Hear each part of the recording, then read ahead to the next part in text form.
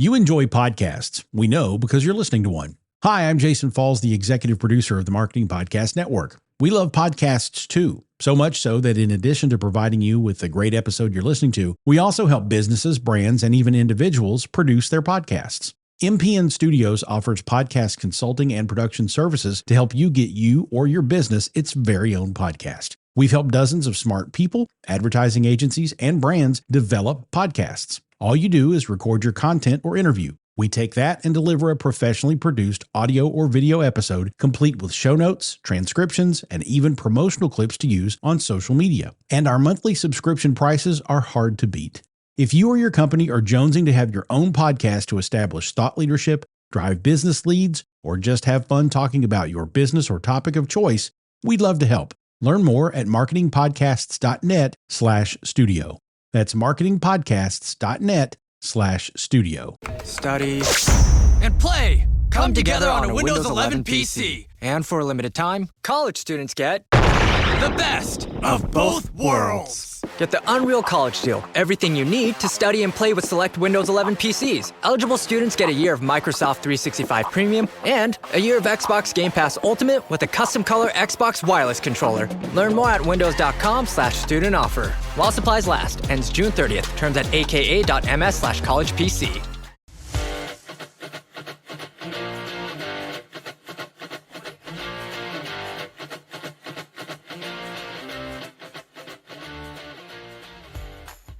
Welcome to Storylines Live, the only podcast that explores the meaning and the power of the most important story in business. The one that answers why someone should buy from you, work for you, invest in you, or partner with you. This is the story that defines the very character and nature of an organization. At Vendilli, we call it your capital S story. In each episode of Storylines Live, we feature guests who have great insights on business storytelling, who can share their experiences and key learnings to help you and your business do a better job of sharing your capital S story to drive remarkable business results. Now, today, in this episode, we're honored to have Steve Walsh as our guest. You know, most entrepreneurs spend years, sometimes decades, building a business. They sacrifice weekends, take on risk, navigate uncertainty, and eventually they reach this point where they've actually won, ideally. They've grown past the early struggle, had a liquidity event maybe, or built something that finally generates real money. And that's exactly, in Steve's view, when a lot of them make the biggest financial mistake in their lives. Steve spent 30 years on both sides of the capital table as an operator who's built and acquired businesses, and as a private equity investor who's watched what happens when successful founders handle their money like amateurs. Steve founded Bison Equity Group and wrote the book, Make the 10X Leap, to give entrepreneurs a framework for what comes after the win, how to deploy their capital with discipline, how to structure deals that protect the downside, and how to build wealth that actually lasts. Whether you, as a watcher or a listener of this podcast, are approaching an exit or sitting on capital you're not sure what to do with, or maybe you just want to start thinking like an owner instead of a speculator, our conversation in this episode is going to be worth your time. And guess what, folks? Your story is critically important to this whole process. Steve, thanks for being with here on this episode. Anything I missed in? No, Paul, it's great. The one thing is I'm coming out with another book. It's called The Black Book for High Net Worth Investors. But I'm glad, the one thing you talk about is stories. Yeah. And every time I look at a company, the one thing that I always look at is, what's the story? What is your story? Why did you start this company? And, it never fails that, you get this story about, they were in their basement or their garage and they started that way. And they forget that people love stories. When it comes to creating a company, people buy from people and they love the story to go along with it. And that story is the one thing that they can use to sell their products even more. I always say, how can you bring your customer into your story? Because people love a great story. When it comes to creating something that is unique or different, how you make yourself unique or different. Everybody can sell on Amazon, but if you can bring somebody into what truly is, the magic of your company, that's where really the secret sauce is. And I think a lot of companies forget about that. Oh, That yeah. And I don't know what your thoughts are on it, but a great story can make a great company. Even the publicly traded companies, Apple's got a great story. I would say Microsoft, any of the companies that you look at their story, the marketing behind that really makes a big difference. Elon Musk is a great example of a good story. The people buy from people. And I go back to that every time I look at is, of the age of AI right now, I think people are going to want a more of a connection to people, to the person. And that, because there's so much of that AI going around, that how can you trust it? And when you have that trust, if you don't have that trust, you just become another product that everybody else is selling, that the Amazons of the world. And when you have I always say AI is going to be great for back office. It's the front that's going to make the difference. Yeah, 100% agree, Stephen. Like you said a couple minutes ago, business is people selling to people. Now, I know there are some examples out there of AI selling to AI, but hearts and minds are two things that AI doesn't have. And your point about sales, what the goal of great sales ought to be is to move hearts and minds and inspire action. And at Right. least today, that's something that only we can accomplish with human biology. One of the reasons I wanted to have you on, Steve, speaking of stories, is because as an expert, you went so far to write a book. And as you said, you're going to have your second book coming out very shortly. Could you give our audience a sense of why it was important for you to write the 10X Sleep book? What's the story behind that book? Yeah. So I saw a lot of entrepreneurs doing a lot of the same things. They were really comfortable where they're at, or they were really struggling where they're at. One of the two. They were putting in the 80 hours a week, or they were just comfortable what, they were doing with the company, not knowing there's a better way, there's a bigger way to do it. That's really why I started this book. And I saw some great entrepreneurs that were doing some of the things that they saw the 10X, they saw what was capable. And a lot of times it's a matter of taking yourself out of the picture and looking back into your company as a business owner, not as the doer, the person that's always in the weeds.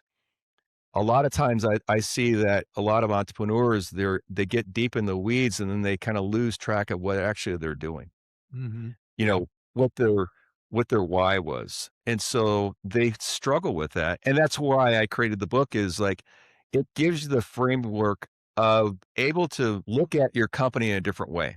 And I always say is, if you can look at yourself and your company in a different way, and I always go back to the same thing, is not so much what you're doing in your company, but also what are you doing with yourself? Oh, That sure. it makes a huge difference too on the health wise. I say, how you taking care of yourself?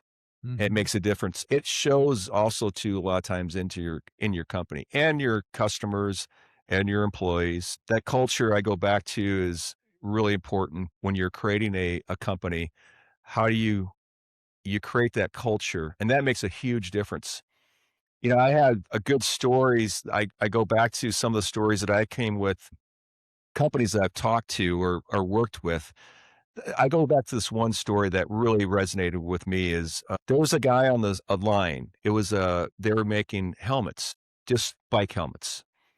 You think that, the lineman, that was an everyday job, 9 to 5, didn't really matter until you talk to the guy. He's on the line. He's telling me a story, points at a board, and on that board is lots of these letters that they got from people saying, "Hey, thanks for saving my life." Mm. The guy pointed at that and said, "That's why I'm here." That is, and so when you're creating something, that story makes a huge difference because it resonates throughout your business and your customer's business, their life. Yeah, that is really great. And Steve, I love what you said. In a story context, part of what you do is helping owners, entrepreneurs play a different role, right? When they Right. start the company, they are the doer. Maybe Correct. it's just them in the basement, but the role of the owner is different than the role of the doer, even if you're still maybe involved in doing some things, delivering the product or the service. You're trying to get people to understand that the role of an owner requires a different set of thinking skills, right? So true. And that's where I come back to is a lot of times, they want to bring in capital right away.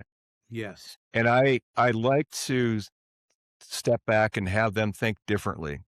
Because if they don't have systems in place, they don't have people in place, that capital gets wasted. It gets wasted on things that they probably shouldn't be doing. And so really what it comes down to is your sales process, how that looks. And then from there, it's like, okay, then let's look at bringing capital in. The capital is how you want to structure it, how you want to bring it in. I can look at myself as a partner. When I come in as I'm a partner with the company, not so much, you know, I try to do is bring in systems, people, or I bring in capital. And that's really where it works because a lot of times, like I said, is I go back to the same thing is when they bring in capital, be prepared to make decisions that bigger decisions that you probably ever made. And those decisions are going to be, you know, that gets to the point where it becomes a 10x. Right. That's awesome. Well, one of the things we like to do on storylines as well is to understand the motivating story of the expert that we're talking to. So Steve, what's your story? How, of all the things you could do, did you wind up developing this passion to help companies in the way that you do at Bison? The thing is, I was always an entrepreneur, even as a kid. And that's where I kind of started as an entrepreneur. I was fixing motorcycles when I was a kid Wow. and selling motorcycles. And then from there, I got into investing really early, read the Wall Street Journal when I was a kid, some of the weird things like that. No But kidding. I would say I think that's where it started. I started when I was young. And when I look at back to a lot of the things I did, like accounting was one of the things I went into. It really helped me to look at balance sheets, income statements, the things that really started in my journey, created I guess the tools that I needed for the journey that I Mhm. am now. So it's kind of steps along the way. And Right. those are the things I look at as the story I created was as an investor and looking at companies different than the owner does. I look at companies all the time and it starts with the people first. I think that was the one thing I learned. I had some really good mentors along the way and people make a company. And then on top of that is the other side is the financial side of it. Oh, yeah. Yeah, for sure. For sure. Okay, now I have to ask you the random question because I know a lot of our audience is going to be wondering. You still ride bikes? I don't. I don't. I have not. It's funny. I love the outdoors, but motorcycles is not one of the things I've really kept up with. But I do. I always look at those motorcycles, and I love to tinker, and so that's Right. one of the things. That's I think creating is one of the things I like to do. I love that.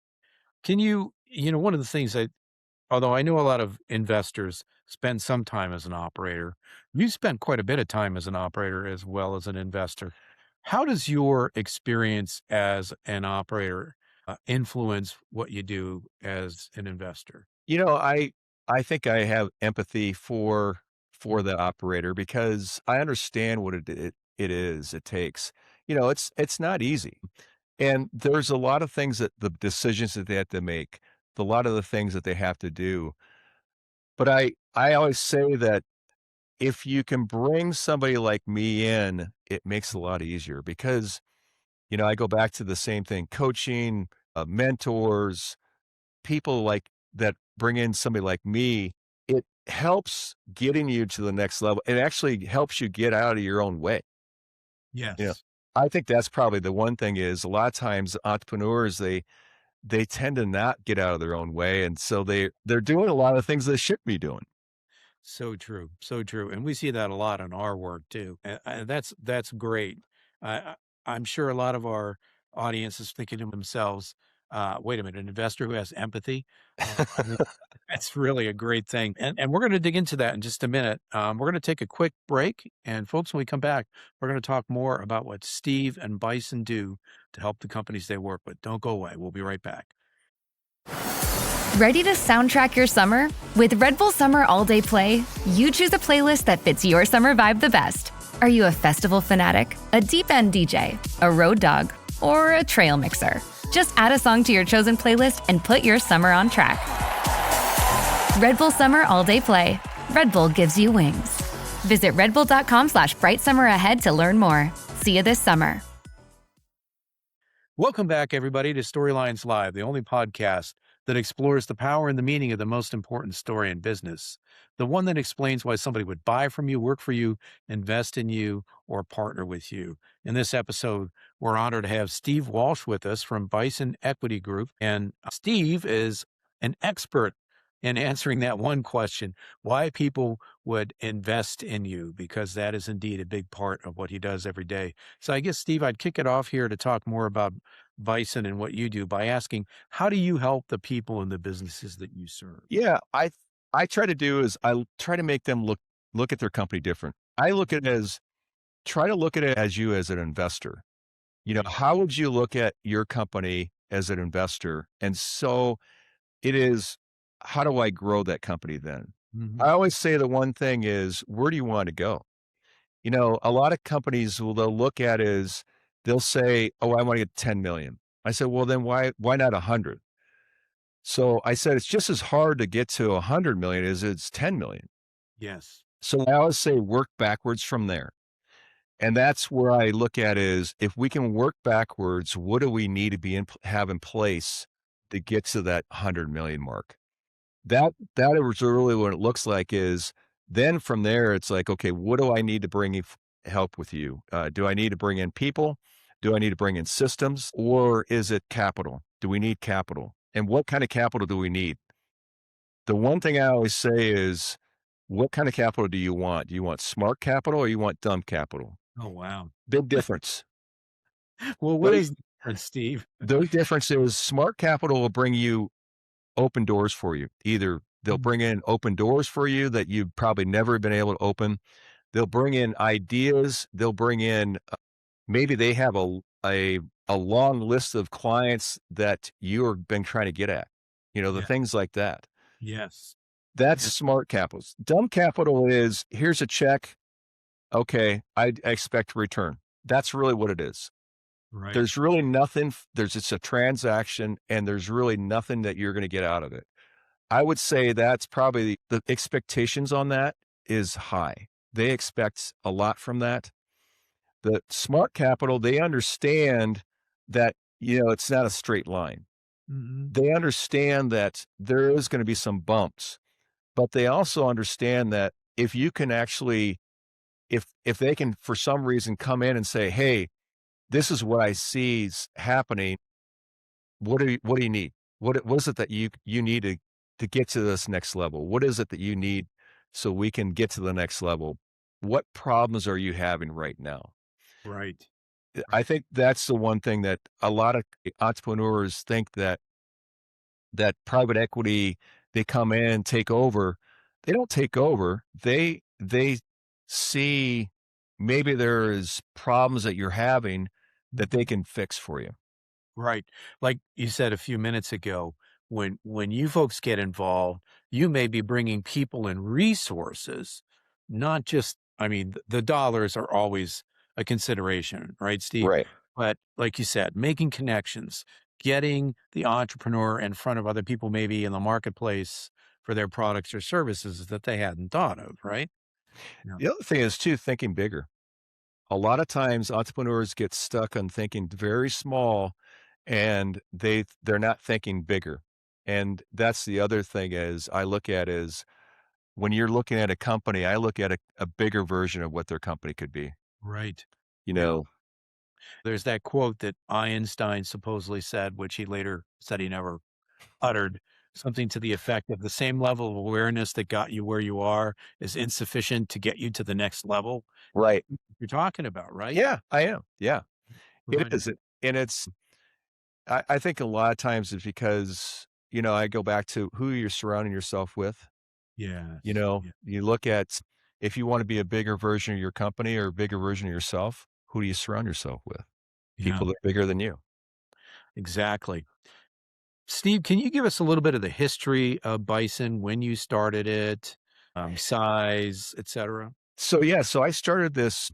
This was kind of a build up. I started, I would say, starting this company about 8 years ago, and it really came into fruition about 5 years ago. And one of the things I look at is why I did Bison and Bison Equity Group is the one thing a Bison does is it runs through a storm because it knows it gets to the other side that it is going to be a better, they're going to get through that storm. Right. And I always look at it as an entrepreneur, the same thing. Mm. If they see they can get through that storm, that maybe that sticking point they have, or if they get to, there's a bigger version, the other side. And so that's why I started as a Bison Equity Group because of that. Wow. And I think it's, one of the things it's entrepreneurs, I'm always cheering on the little guy because Yes. that little guy can be bigger, just as big. I will say a small company is only small because of the entrepreneur thinks that way. So that the one thing is you look at is there's so many opportunities right now that, that you can be a bigger player. And it's a matter of like just thinking, getting out of your own way, doing things that a lot of other entrepreneurs aren't doing. And I would say if your competitor's doing it, maybe you shouldn't be. You should be, doing things that you probably then your competitor is not doing. Yeah, 100% agree, and from the story aspect of it, science tells us that people want choice, right? Yeah. So even in a heavy B2B environment, maybe you're in manufacturing or some flavor of tech, it's just human psychology that your buyer does not want to hear the same story 3 No. times. If they're gonna get down to 3 companies that they're evaluating, they wanna know what's different about you, right? And Right. and that's not just the story, it feeds into the operational aspect of things, right, Steve? Yeah, the me too, that you don't want to be the me too that follows this, the herd. I think you want to be different. If everybody's veering right, you want to veer left. That's kind of the mentality I have is that, and I always say that if you see one entrepreneur veering left and everybody's doing right, you might want to look at the one going left Yeah. because that's the one that more than likely is going to be the one that's going to be farther ahead than everybody else is. They're probably onto something, right, Steve? Very much so. Yeah. Yeah. Well, in the history of the company, I know that you've had some successes and you may not be able to share names or specifics, but I think to give the audience a sense of what you folks do and what you're able to achieve. Can you share Yeah, so we've done everything from biogas. We did a project with biogas that was, I would say, it was very short and it was a good lucrative return. We also did stuff in real estate and the real estate side that a lot of times I always say that, go where the puck is going to be, yeah. that, and a lot of times what we do is we try to find places where the puck's going to be. And that's one of the areas we looked at. It was at the time was in Florida, real estate was hit really hard. And we went down there and bought real estate down there. And that was a great opportunity that everybody said why at the Mhm. time. And we did it anyway. So I think what we try to do is go where the puck is, not, Mhm. right now, but is going to be. So that is what we look at. Are there particular industries or niches that you're focusing on right now in your work, Steve? Yeah, I do like manufacturing and I do like software. The one thing is manufacturing has always been one of those areas because I always am intrigued about what's going on. Yeah. And a lot of times, with entrepreneurs, they do, they either make a great widget or they are making, either a great piece of software.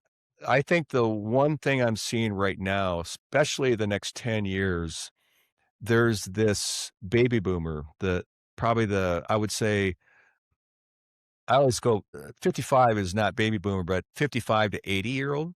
Yes. That is opportunity right now they're thinking of selling their company or exiting out, things like that.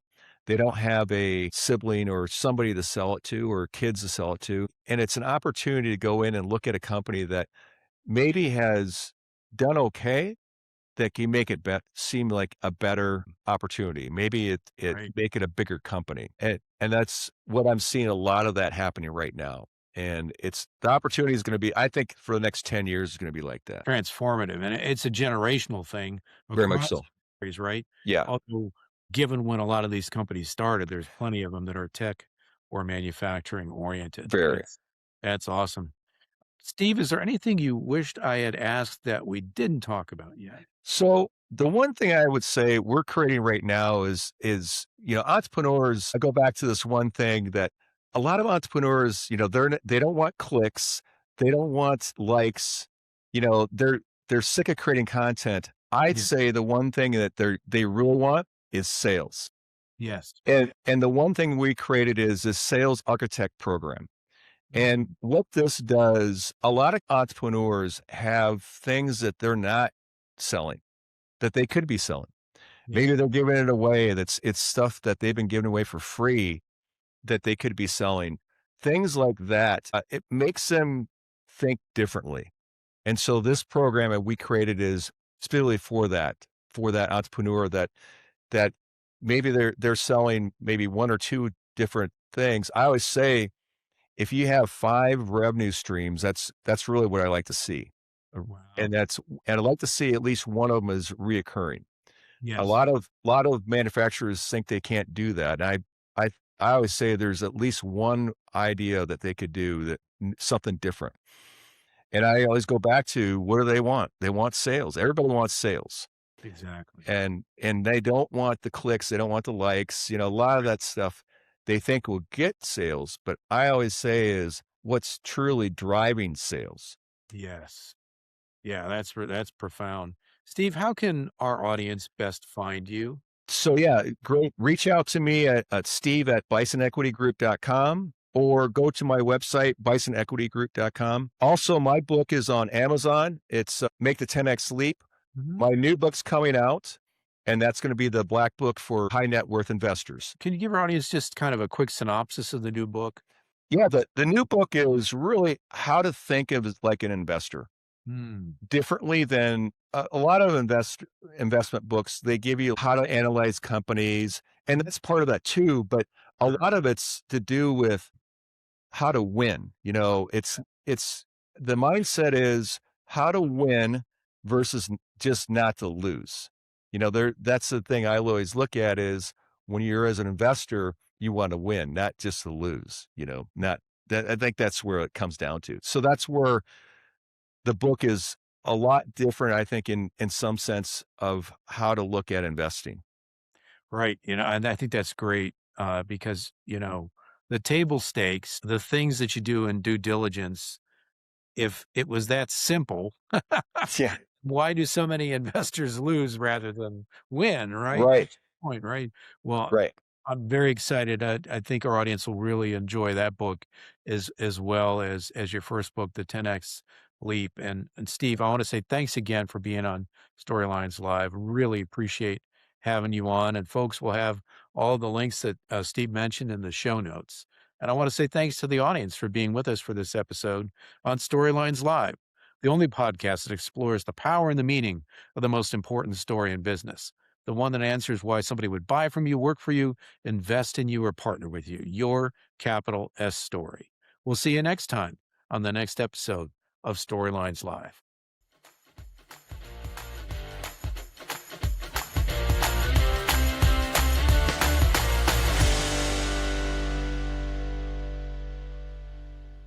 You may know you're listening to this show along the Marketing Podcast Network, but did you know there are other great shows on MPN to help your business? Heather Eck hosts an amazing show called Your Radiant Spirit. Heather, tell listeners about the show. What if the colors you're drawn to, the creative urges you ignore, and the quiet intuitive hits you brush off are actually trying to tell you something? Your Radiant Spirit is the podcast that helps you listen and live with greater clarity and purpose. And where can people subscribe? You can find and subscribe at heathereck.com/yourradiantspirit, on marketingpodcast.net, or search for it wherever you get your podcasts. You heard her. Go subscribe. This podcast is heard along the Marketing Podcast Network. For more great marketing podcasts, visit marketingpodcasts.net.